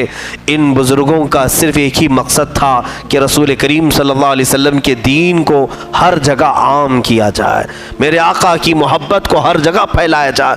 एक 2009 की बात है, जब मैंने हज़रत को दावत दिया था, उस वक्त तो कसीर मशागिल थे, बाहर के सफ़र, हर जगह के सफ़र। मैंने सिर्फ़ एक बात कही थी कि हुज़ूर यहाँ पर कादियानियत फैल रही है, गांव गांव में कादियानी आ रहे हैं, आपकी ज़रूरत है। उसी वक्त हज़रत ने कहा किसी से कुछ बोलने की ज़रूरत नहीं, मैं आता हूँ, जो तुम तारीख़ तय करो उसमें सारी टिकट बनो। मैंने टिकट बनाए, मैंने पोस्टर बनाए, ये सारी चीज़ें। मैं तालिबे इल्मी के ज़माने में मैं सोचता हूँ बड़े बड़े लोग मौजूद थे, लेकिन हज़रत एक बच्चे की बात पर इतना लंबा सफ़र किया, दिल्ली से मुंबई, मुंबई से बल्कि उस वक्त गालिबन बनारस भी गए थे, वहाँ से फिर मुंबई, मुंबई से फिर हुबली का सफ़र। ये तमाम सफ़र सिर्फ एक बात पर, एक बच्चा बुलाया है, लेकिन किस बात पर कि कादियानियत का यहाँ पर जोर पकड़ चुका है और ये फैल ना जाए, ये फ़िक्र उम्मत हुआ करती थी इन बुज़ुर्गों की। आज लोग अपने एक गोशे में बैठ करके ये समझते हैं कि हम दीन का बहुत बड़ा काम किए। इन बुज़ुर्गों की मेहनत और इनकी कुर्बानियों को हम में से कोई पहुंच नहीं सकता। इन्होंने अपनी जवानियां इसमें काट दी, कितने कितने महीनों सफ़र में गुजार दिया। अजीज़ा ने गिरामी, अल्लाह और उसके रसूल सल्लल्लाहु ताला अलैहि वसल्लम के लिए जो इन्होंने अपने औकात वक्फ़ किए, अल्लाह ने उन्हें वो मकाम अता किया, वो मकाम अता किया कि इनका रौब अच्छे अच्छों पर कायम किया। चाहे वो वक्त के सलातीन क्यों ना हो, वक्त के कोई बड़े से बड़े आमिल क्यों ना हो, आलिम क्यों ना हो, हक बात बोलने की ऐसी जुर्रत अल्लाह ने आपकी ज़ुबान में रखी थी। मिस्र की बात मैं बताऊं, हम तो रियायत कर जाते हैं, अरे रहने दो बाद में बोला जाएगा, हम तो रू रियायत कर लेते हैं। हज़रत का मामला ऐसा था कि मिस्र तशरीफ़ लाए, जब एक बड़े मुहद्दिस हैं जो जामिया अज़हर में बुखारी का, मस्जिद जामिया अज़हर में बुखारी शरीफ का दर्स देते हैं, वहाँ का माहौल मैं आपको बताऊं कि वहाँ के उलमा भी सूट बूट पहनते हैं, क्योंकि एक कल्चर ऐसा बन गया है। तुर्की में भी हाफिज़ कुरान भी ऐसा होता है, सूट बूट पर होता है, उनका ऐसा कल्चर बन गया है। मॉडर्न कल्चर, यूरोपियन कल्चर को उन्होंने अपना लिया और उसको वो ऐब नहीं समझते। उलमा भी उस लिबास में आते हैं। कई ऐसे मिस्र में जामिया अज़हर के उस्ताद वो टाई सूट बूट में ही आते थे, जबकि वो बड़े बड़े आलिम हैं, हदीस पढ़ाते हैं, फ़िक़्ह पढ़ाते हैं, बड़े बड़े फ़िक़्ह की किताबों के माहिर हैं। हज़रत के जब वहाँ जाने के वक्त एक बड़े उस्ताद हैं जामिया अज़हर के, मस्जिद जामिया अज़हर के, वो हज़रत से मुलाकात के लिए आए, जो बुखारी के बड़े उस्ताद थे। वो सूट बूट और टाई में थे, उनके हज़ारों की तादाद में वहाँ शागिर्द थे, कई शागिर्द हैं उनके उलमा। वो हज़रत के बग़ल में आकर के बैठे और उस वक्त कान में हज़रत के खलीफा ने कहा कि हुज़ूर, ये जो बड़े मुहद्दिस आपसे मुलाकात के लिए आए हैं, ये टाई पहन कर क्या है? हज़रत ने उसी वक्त बरजस्ता कहा, सारी रू रियायत कुछ नहीं, उनका हाथ पकड़ा और कहा, आपने टाई पहन रखा है? उन्होंने कहा हाँ। कहा इसको उतार दें, ये शिआर नसारा है, यहूद और नसारा के शिआर में से है और ये इस हराम है। जबकि वो ख़ुद एक बड़े फ़क़ीह भी हैं। उन्होंने कहा कि मैंने तहक़ीक़ किया है, मेरी भी एक किताब है कि ये शिआर नसारा नहीं है। उन्होंने जो महफ़िल में कहना तक कहा, लेकिन हज़रत ने कहा मेरी इस बात पर तहक़ीक़ के साथ एक किताब है। हज़रत ने भी इस पर एक किताब लिखी, टाई पहनना हराम है। उसी वक्त उन्होंने गले से टाई निकाली और कहा मेरा मौक़िफ़ जो भी है, लेकिन मैं इस अजीम आलिम का एहतराम करते हुए उसको हटाता हूँ। एहतराम करते हुए उन्होंने हटाया। मेरे अजीज़ों, इन्होंने कभी हक बात कहने में किसी की रू रियायत नहीं की।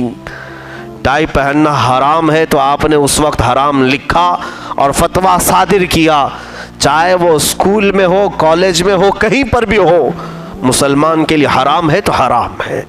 आप इसी मौक़िफ़ पर कायम रहे। आज लोग हीले बहाने करके इनमें रास्ते निकाल लेते हैं। मेरे अजीज़ों, हुज़ूर ताजुश्शरिया की जो तहक़ीक़ात थी उसको अरब के उलमा ने भी तस्दीक़ात में लिखा है, उस पर तस्दीक़ात सब्त की हैं। आपको ये भी मैं अर्ज़ करूँ कि आज मैं आखिरी बातों की तरफ आता हूँ कि एक माहौल जो आज दिख रहा है, हैरत हुई मुझे ये सुन कर के कि हुज़ूर ताजुश्शरिया का उर्स मुबारक आज बरेली शरीफ में चल रहा है, बड़े धूमधाम से। लाखों की तादाद आज फिर बरेली में जमा है। बरसों से रिवायत है हमारी सुन्नियों की कि आला हज़रत के उर्स में जो बरेली में पहुँचते हैं, लाखों की तादाद में पहुँचते हैं।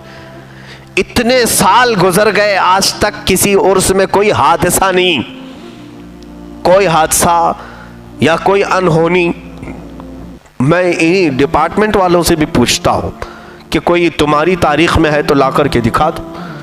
इस्लामिया इंटर कॉलेज एक मैदान है बरेली शरीफ का, इतना बड़ा मैदान है कि सारे लोग उसमें जमा होते हैं। आला हज़रत की कुल की महफिल अगर आप शरीक होकर के देखें तो ऐसा लगने लगता है कि अरफात का मैदान हो।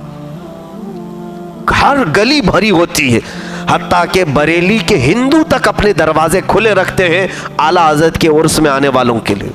कई हिंदू अपने घरों में ठहराते हैं, खाने पानी का इंतज़ाम करते, स्टेशन पर इस्तकबाल के लिए होते।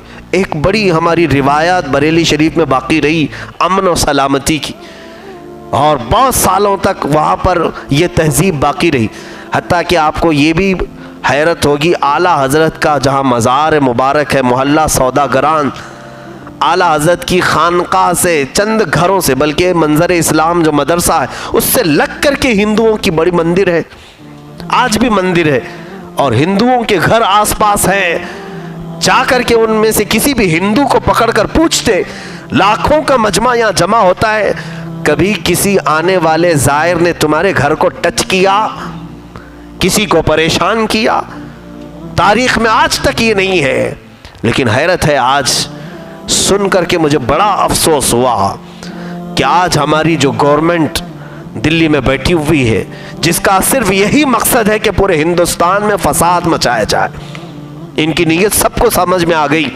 जो गुजरात में हुआ वो पूरे हिंदुस्तान में कराना चाहते हैं, इनका यही मकसद है। मैं यहां पर हिंदुओं से भी कहूंगा कि तुम्हारे भी घर महफूज नहीं रहेंगे। जब फसाद मचेगा तो सिर्फ इसमें हमारे ही घर नहीं है, तुम्हारे भी घर हैं। जब पत्थर एक दूसरे को लगेंगे तो हर एक का नुकसान होगा। मैं ये बार बार कह रहा हूं मेरे अजीजों, मैं बार बार ये चीख रहा हूं कि इन दंगों की और फसाद की आग अगर इन्होंने भड़काई है तो फिर ये बहुत लंबा जाएगा। हर गली जलेगी, हर घर जल जाएगा, हर मोहल्ला तबाही और बर्बादी में चला जाएगा। मैं हिंदुओं से भी गुजारिश करूंगा, उनसे भी कहूंगा कि ये चंद मुट्ठी भर आतंकियों की बात पर ना आए, जो नारे लगा करके तुम्हें उकसा करके मुसलमानों को मारो, काटो, कत्ल करो, भगाओ, इन नारों के इसमें मत आना। याद रखना कि हर एक्शन का रिएक्शन होता है, किसी का भी। अरे तुम किसी जानवर को छेड़ो तो जानवर नहीं छोड़ता। जाओ तुम किसी परिंदे के बच्चे को उठा ले आओ, ठोक मारेगा तुम्हें। हर एक को अल्लाह ने डिफेंस की ताकत दी है।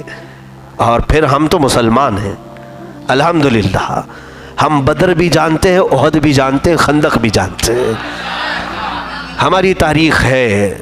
अल्लाह रब्बुल इज़्ज़त ने इस्लाम में बहुत क़ुव्वत अता फरमाई है।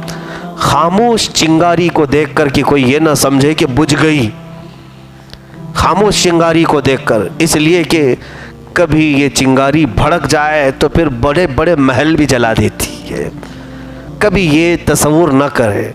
आज बरेली शरीफ में एक ऐसा माहौल पैदा किया गया है, मैं आपको ये बात इसलिए अर्ज़ कर रहा हूँ कि जागो मेरे अजीज़ों, और अपने माहौल में अगर बिरादराने वतन, चाहे वो हिंदू हों, ईसाई हों, सिख हों, उन्हें भी ये बात पहुंचाने की कोशिश करें और नरमी से उन्हें समझाएं कि हिंदुस्तान में हम सबका भला इसी में है कि हम एक दूसरे का ख्याल करें।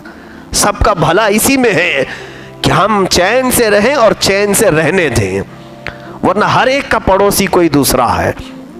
हिंदुस्तान को गंगा जमनी तहजीब कहा जाता है, रंगा रंगी यहाँ तहजीब है, पहले से है। न हम तुम्हें छेड़े न तुम हमें छेड़ो, अमन इसी में। बरेली शरीफ में इस्लामिया इंटर कॉलेज मैदान में जो बरसों से आला हज़रत का उर्स वहाँ हो रहा है, मुफ्ती आज़म हिंद का उर्स हो रहा है, और ताजुश शरिया की जनाजे की नमाज वहाँ हुई, उर्स चहलुम वहाँ हुआ। 2 दिन पहले कुछ आतंकियों ने बरेली शरीफ में हंगामा मचाया और कहा कि ये नई परंपरा है, इस ग्राउंड में, इस मैदान में हम ताजुश शरिया का उर्स होने नहीं देंगे, अज़हरी मियाँ साहब का उर्स नहीं होगा।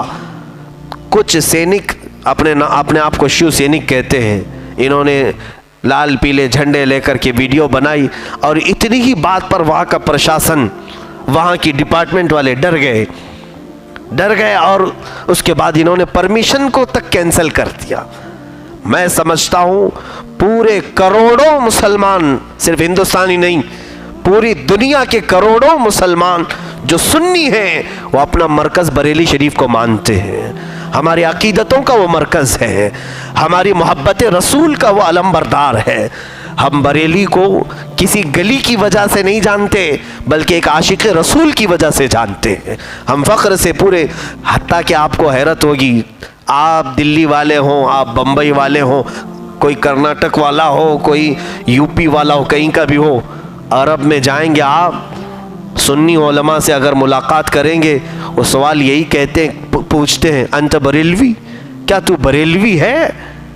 आप अगर कहोगे नहीं मैं बरेलवी नहीं हूँ, तो वो चेहरा फेर लेंगे। वहाँ के सुन्नी उलमा नहीं मिलते। आप 1000 कहो नहीं मैं दहलवी हूँ, नहीं मैं मुंबईया हूँ, मैं भैया हूँ, कुछ भी कहो, उन्हें किसी चीज़ से गरज नहीं, उन्हें नहीं मालूम दहलवी क्या है, मुंबई क्या है, कर्नाटकी क्या है। उन्हें ये मालूम है कि यहाँ के सुन्नियों को बरेलवी कहा जाता है। हत्ता कि वह अजमेर मोहल्ला में रहने वाले भी बरेलवी कहते हैं। बरेली अब शहर से नहीं, हमारे सुन्नियत से जुड़ा हुआ है। डिपार्टमेंट वालों ने इस परमिशन को मनसूख करके, कैंसिल करके करोड़ों मुसलमानों को उन्होंने दुख पहुंचाया है, दुख पहुंचाया है। एक मुट्ठी भर लोग खड़े हो जाए तो तुम इतना बड़ा परमिशन कैंसिल कर दोगे, ख़त्म कर दोगे। इसीलिए तो मैंने कहा था, इन दंगाइयों पर अगर तुम्हारा बस नहीं चलता, तो शायर ने कहा है बहुत अच्छा कि सुन ले ऐ हुकूमत, हम तुझे नामर्द कहते हैं। चंद औबाशों की बात पर खौफ होता है। अब भी लाखों लोग वहाँ पर जमा हैं, और मेरा यकीन है अल्लाह रब्बुल इज़्ज़त की ज़ात पर, हम औलिया की बारगाह में जाने वाले कोई आतंकी नहीं होते। हम तो ईमान व अमल की भीख मांगने के लिए इन औलिया के कदमों में जाते हैं। गरीब नवाज सरकार के शहदाई कभी दहशतगर्द नहीं हो सकते। औलिया के मानने वाले कभी लोगों को दुख पहुंचाने वाले नहीं होते। हम तो अमन के पैगाम्बर औलिया कामिलीन के सच्चे आशिक हैं, उनकी तालीमात पर हम चलते हैं। और यहाँ से एक दूसरा नतीजा मैंने जो निकाला, दूसरा नतीजा वो ये है कि अजीज़ान गिरामी, आला हज़रत के उर्स पर, मुफ्ती आज़म हिंद के उर्स पर, इस्लामिया इंटर कॉलेज में जमा होने वाले लाखों मुसलमानों की तादाद पर कभी कोई ऑब्जेक्शन अब तक नहीं आया था। कभी सुना था क्या? बरेली शरीफ में कोई फसादात की तारीख़ नहीं है ज़्यादा, इक्का दुक्का कहीं हुए हों, लेकिन ऐसे फ़िरका वाराना फसादात हिंदू मुस्लिम नहीं होते थे। आज कुछ हिंदू वहाँ के खड़े हैं, अगर मुसलमानों को यहाँ हम नहीं आने देंगे, उर्स नहीं करने देंगे, तो मुझे एक इसका दूसरा रिज़ल्ट ये मिलता है कि सरकार सैयदना इमाम हुसैन रज़ी अल्लाह ताला अन्हु करबला के मैदान में शहीद तो हो गए, लेकिन नेज़े पर सर था, तो उस सर को देख करके भी कई लोगों के अंदर हैबत तारी थी। तो एक शहदाई हुसैन ऐसा होता है कि जब वो जिंदा ज़मीन पर चल रहा होता है, लाखों के दिलों में हैबत तारी करके रहता है। आज उस ताजुश्शरिया की ज़ात ऐसी है, वो ज़मीन के नीचे जाकर 1 साल हो गया, लेकिन पूरी धरती इनकी हिल रही है। इसी वजह से इन्होंने खौफ के मारे ये कहा कि इन ताजुश्शरिया के शहदाइयों को जमा होने ना दो, बाकी सब कहीं कुछ भी जमा हो जाए, चाहे कहीं चिल्ले में जमा हो, छट्टी में जमा हो, सब चलेगा, ताजुश्शरिया के आशिक न जमा हो। इसलिए कि अब भी ये हैबत तारी है, उन्हें पता है वो ज़मीन के नीचे सोया तो ज़रूर है, लेकिन मुरीदीन का आज भी वो गमगुसार है, आज भी वो मददगार है। एक बार ये खड़े हो जाएं तो धरती कुफ्र को हिला देंगे। और हमें यकीन है मेरे अजीज़ों, एक बात याद रखें, अल्लाह हमारा वाली है, रसूल करीम सल्लल्लाहु अलैहि वसल्लम हमारे नासिर व हामी हैं। उस उहद के मैदान में एक बात याद रखना, जब लोग कुफ़ार और मुशरिकीन सहाबा को ज़ख्मी कर चुके थे, 70 सहाबा की जानें गई थी, रसूल करीम सल्लल्लाहु अलैहि वसल्लम के दंदाने मुबारक शहीद हो गए थे, और मैदान जिहाद से पीछे हट करके एक पहाड़ में पनाह लिए थे। उस वक्त कुफ़ार और मुशरिकीन नारे लगा रहे थे बहुत ज़ोर ज़ोर के, जैसे ये नारे लगते हैं आज, ये 1400 साल पुरानी तारीख़ है, मुझे तो वो सारे ज़माने याद आते। उन्होंने कहा था ओलु हुबुल ओलु लात उज़्ज़ा, यानी हुबुल की जय हो। हुबुल एक बुत का नाम है। हुबुल की जय हो, लात की जय हो। लात ये वाला लात नहीं, वो लात एक बुत का नाम था, उनके एक खुदा का नाम भी लात था, क्योंकि लातों से बनाते थे। ओलु लात ओलु उज़्ज़ा, इस तरह जय हो, यानी वो बुलंद हो। वो नारे लगा रहे थे। रसूल करीम सल्लल्लाहु ताला अलैहि वसल्लम ने हज़रत उमर से कहा, ए उमर जवाब दो। उन्होंने कहा था कि हमारे पास लात है, हमारे पास उज़्ज़ा है, हमारे पास हुबुल है, तुम्हारे पास कौन है? हज़रत उमर फ़ारूक रज़ियल्लाहु ताला अन्हु ने ऐलान किया बुलंद आवाज़ से। वो मशहूर कर रहे थे, मोहम्मद सल्लल्लाहु अलैहि वसल्लम का इंतकाल हुआ। हज़रत उमर कहते हैं, ए लोगों सुनो, काफिरों ने 3 ऐलान किए थे, एक हुजूर के इंतकाल का, एक हज़रत अबू बकर का, हज़रत उमर का, क्योंकि सहाबा इन तीनों के इंतकाल की खबर सुन करके ढीले पड़ जाएंगे। तो काफिरों ने ये ऐलान कर दिया था जिहाद के मैदान। तो हज़रत उमर को हुजूर ने खड़ा किया, ऐलान करो। आपने ऐलान किया, ए कुफ़ार व मुशरिकीन कान खोल के सुनो, मोहम्मद भी ज़िंदा है, अबू बकर भी ज़िंदा है, उमर भी ज़िंदा है, और तुम्हारे दिल पर यानी कांटे दौड़ते रहेंगे और हम अब भी तुम्हारे मुकाबले के लिए खड़े रहेंगे। उसके बाद फिर फरमाया, अल्लाहु मौलाना वला मौला लकुम, अल्लाह हमारा मददगार है और तुम्हारा कोई नहीं है। ये नारा हज़रत उमर फ़ारूक ने दिया था। और फिर चंद दिनों के बाद इस नारे की बरकत ये थी कि सारे लोगों के पैर उखड़ गए थे खंदक के मैदान में, और उसके बाद फिर शिकस्त पर शिकस्त होती रही। अल्लाह रब्बुल इज़्ज़त की मदद आएगी मेरे अजीज़ों, बस एक बार तुम ईमान को इकट्ठा करो, एक बार तुम अपने बुरे अमाल से तौबा कर लो, एक बार तुम बाज आ जाओ और फिर ये अर्ज़ करो, मौला मुझे दुनिया वाले सिर्फ मेरे नाम की वजह से नफ़रत करते हैं। आज एक बात याद रखना कि तुम इनकी जी हुजूरी करते हुए, खुशामदी करते हुए, चापलूसी करते हुए, अगर तुम इनके अल्फाज कह भी लिए, टीके लगा भी लिए, तब भी ये तुम्हें छोड़ने वाले नहीं हैं, तब भी ये छोड़ने वाले नहीं। कुरान तो कहता है हरगिज़ तुमसे राज़ी नहीं होंगे। तुम उनको राज़ी करने के लिए अगर अपना बदल भी दिए, टोपी छुपा लिए, दाढ़ी मुंडा लिए और कहा कि नहीं इनको राज़ी रखो, नहीं राज़ी होंगे। तुम अपने मौला को राज़ी करने की कोशिश करो, एक बार वो राज़ी हो जाए तो फिर देखना कि इनके दांत कैसे खट्टे होते हैं। तुम अल्लाह को राज़ी करो, रब्बे जुल जलाल को राज़ी करने की कोशिश करो। हमारे बुज़ुर्गों ने कभी कुफ्र की आंधियों से खौफ न खाया, न अपने मानने वालों को उससे डराया, और हमेशा ये कहा है, इनका ऐलान रहा है कि अल्लाह रब्बुल इज़्ज़त की तरफ से आने वाली मदद बहुत अजीम होती है, तुम सोच भी नहीं सकते। अगर इनका झुंड भी आ जाए, मौला तुम्हारी मदद करने पर आए तो सिर्फ अबाबिल चिड़ियों से भी मदद कर देता है, और कभी किसी लंगड़े मच्छर से भी मदद फरमाता है, और कभी किसी हल्के पानी से भी तबाह कर देता है, और कभी हवाओं को चला करके इनके जिस्मों की चमड़ियाँ उधेड़ देता है। अल्लाह रब्बुल इज़्ज़त जब बदला ले, इंतकाम ले, तो उसकी पकड़ बहुत सख्त है मेरे अजीज़ों। पनाह मांगो अल्लाह की बारगाह में, पनाह मांगो रब्बे जुल जलाल की बारगाह में। अब इधर उधर पुकारना छोड़ दो।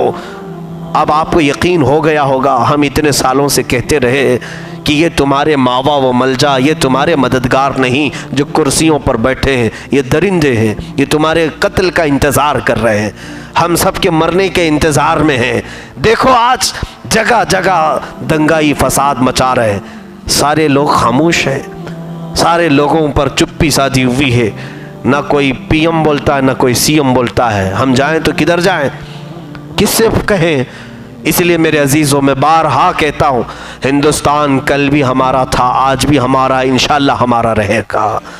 हम हिंदुस्तानी हैं, हम इसके कवानीन की खिलाफ वर्जी नहीं करते, हम इसके हदों को नहीं फलानते।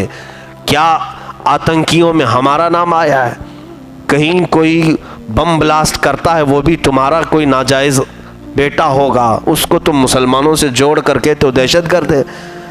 ये सारी दहशतगर्दी तो आज सबके सामने नज़र आ रही है, सबके सामने नज़र आ रही। किसी को बांध कर मार मार करके उससे अपने दीन को इकरार करवाना, हैरत होती है। एक बहुत बड़ा ब्लेम था बार बार ये कहते थे कि इस्लाम तलवार के ज़ोर से फैला है, इस्लाम डरा करके फैलाया गया है। आज तो तुमने अपने अमल से खुद ही दिखा दिया कि कौन डरा करके अपने दीन में लाता है और कौन मोहब्बतों से अपने दीन में लाता है। ये तो दुनिया देख रही, दुनिया आज देख रही है। हम किसी खंबे से बांध करके किसी को नहीं कहते मार करके कहो अल्लाह, कहो अल्लाह, कहो अल्लाह। हमने किसी को बांध के मार के नहीं कहा, बल्कि सरकार गरीब नवाज रदी अल्लाह ताला अन्हु कुफ्र की धरती में बीचों बीच बैठे रहे, खुद पुकारते रहे अल्लाह अल्लाह। वो ज़ुबान की तासीर ऐसी थी कि जिस दिल पर उनका कलमा पड़ा वो खुद पुकारा है अल्लाह अल्लाह, वो खुद पुकारा है। किसी को बांध करके इस्लाम में नहीं लाया गया है। मेरे अजीज़ों, आपको भी ये मैं नसीहत करूँगा, कभी अगर कोई मिले इस तरह बांध कर मारने के लिए तो मत करना इस तरह से। उसको किसी को ज़बरदस्ती मार करके इस्लाम में नहीं लाना। मैं आपको कभी इस चीज़ की तालीम नहीं दूंगा। कोई अगर अल्लाह अल्लाह ना कहे तो हमारा क्या जा रहा है, वो खुद जहन्नम में जा रहा है। अगर कोई नहीं कहता तो उसकी आखिरत का वो जिम्मेदार है। आप अल्लाह अल्लाह कर रहे हो तो इंशाअल्लाह अज़ीज़ रब ताला ज़ुबान में अगर तासीर बख्शे तो इसके नूर की तजल्लियात ऐसी हैं कि दूसरों तक भी इसका नूर पहुँच कर रहेगा। हम ज़ोर ज़बरदस्ती किसी को नहीं लाते और ना ही मेरे आका सल्लल्लाहु अलैहि वसल्लम ने इसकी तालीम दी है।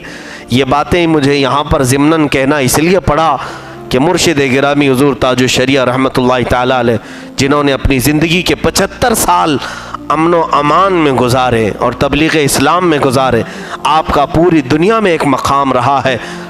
तकरीबन हर कंट्री पर आपके दौरे हुए। आप जा कर के पूछ ले, हिंदुस्तानियों से मैं कहता हूँ, अगर तुम्हारे पास कुछ असर और रसूख हैं तो बाहर के मुल्कों में पूछ लो। मिस्र में ताजुल शरिया आए तो क्या कह कर के गए, इराक़ में आए हैं तो यहाँ क्या बोल कर गए, तुर्की गए हैं, सीरिया गए हैं, यमन गए हैं, सऊदी गए हैं, दुबई गए हैं, कितने ममालिक, यूरोपियन कंट्रीज़ में कई ममालिक हैं, अफ्रीका के कई ममालिक हैं। यहाँ सब की तकरीरें निकालो और इस मर्द कलंदर ने क्या मैसेज दिया, मैं गवर्नमेंट से कहता हूँ पूरी चीज़ें निकालो। जिसने अपनी ज़िंदगी के 40 साल अमन की दावत दी, आज उसके उर्स में तुम कहते हो कि फसाद हो सकता है, यहाँ पर बरेली में इंतशार हो सकता है। हैरत की बात है, इंतशार करने वालों को पकड़ा नहीं जा रहा और 40 साल जिसने अमन की दावत दी उसके उर्स में लगाम लगाने की कोशिश की जा रही।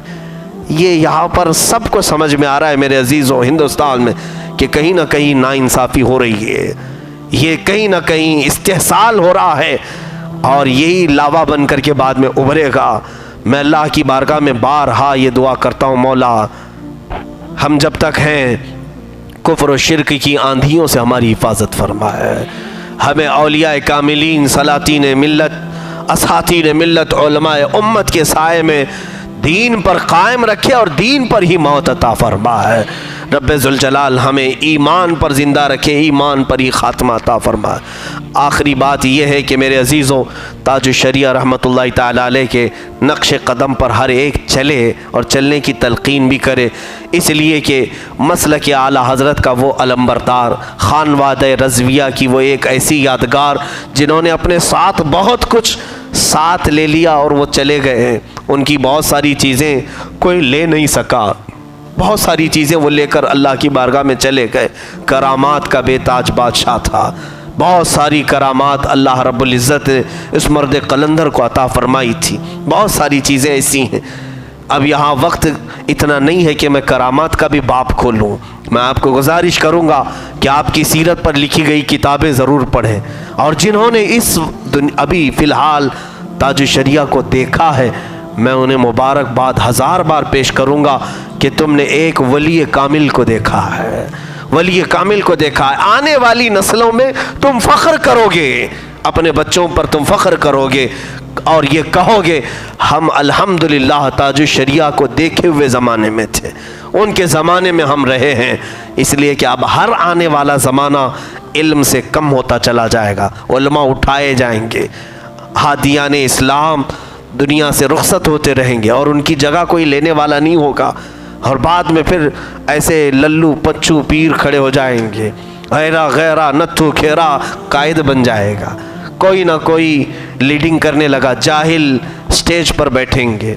अजीज़ान गिरामी, वो फितनों का दौर हम आगे आएगा, लेकिन आज तक आपने जो देखा और अब भी अल्हम्दुलिल्लाह मशाइख मौजूद हैं, उनका एहतराम करें और उनके साए दराज होने की दुआएं करें। वो मसलक के आला हज़रत के अलमबरदार मशाइख, बरेली के मशाइख, सादात मारहरा, सादात किचोचा, उलमाए दिल्ली या मशाइख जो दीगर खानकाहों से वाबस्ता हैं, बलग्राम शरीफ, कालपी शरीफ, ये तमाम से वाबस्ता आज भी मशाइख हैं। अल्लाह रब्बुल इज़्ज़त इनके साए दराज फरमाए और इनकी क़ियादत में मौला ताला हम सबको दीन मतीन पर चलने की तौफ़ीक़ अता फरमाए। आला हज़रत के इस खानवादे को मौला सलामत रखे, दिन दोगुनी रात चौगुनी वहाँ के दीनी कामों में मौला बरकतें और तरक्कियाँ अता फरमाए। अब फातिहा खानी होगी, कुल शरीफ होगा, आप हजरात उसमें शिरकत फरमाएं और दुआ भी। या